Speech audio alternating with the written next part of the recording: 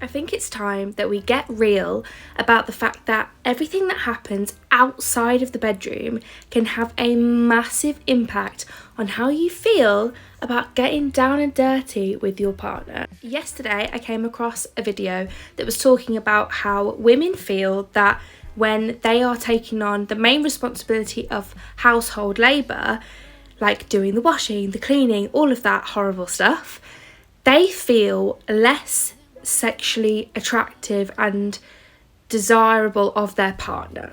Now, to many, this will absolutely not shock you, because if you've been in that situation before, you will know that when you are assuming the burden of all the things that, let's face it, are not really fun, you don't really want to do them, cleaning, all of that stuff, it's not on your priority list. However, when you feel that you are taking on the burden of all of that stuff and that you are not getting help from your partner, it can have such a big impact on how you view them in a sexual way. Now, I'm speaking as somebody who has relationships with men, but from my experience, I have really seen that it doesn't just start from the moment that my partner tries to initiate something with me.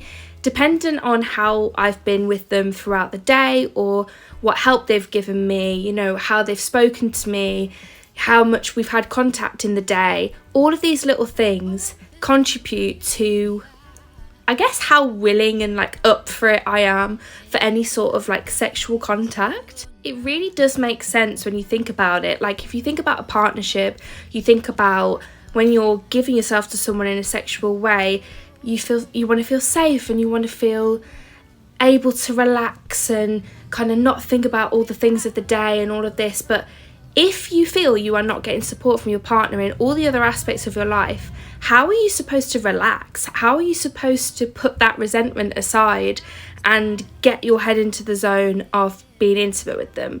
It is really difficult. And it really just surprised me that this seemed to be such a shocking revelation, that a lot of women feel this way. And I'm speaking as somebody who doesn't even have children. When you bring children into the mix, if you consider what it feels like to maybe be the only person who's really putting in attention to the childcare routine and things like that, the last thing you are gonna do is your husband or your boyfriend making a move on you, and you're just sitting there thinking about all the things you've had to do all day that they have not contributed to.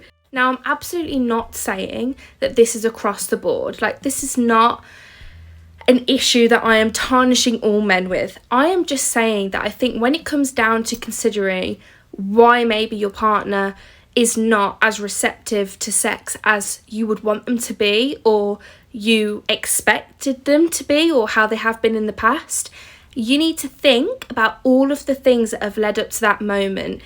Have you done the legwork? It is so easy when you're kind of in the process of life, you're going through all the sort of mundane tasks and work and looking after children, all of those things, to kind of not really pay attention to the small things that make your partner feel loved and appreciated and cared for and supported, and all these are the things that you have to share.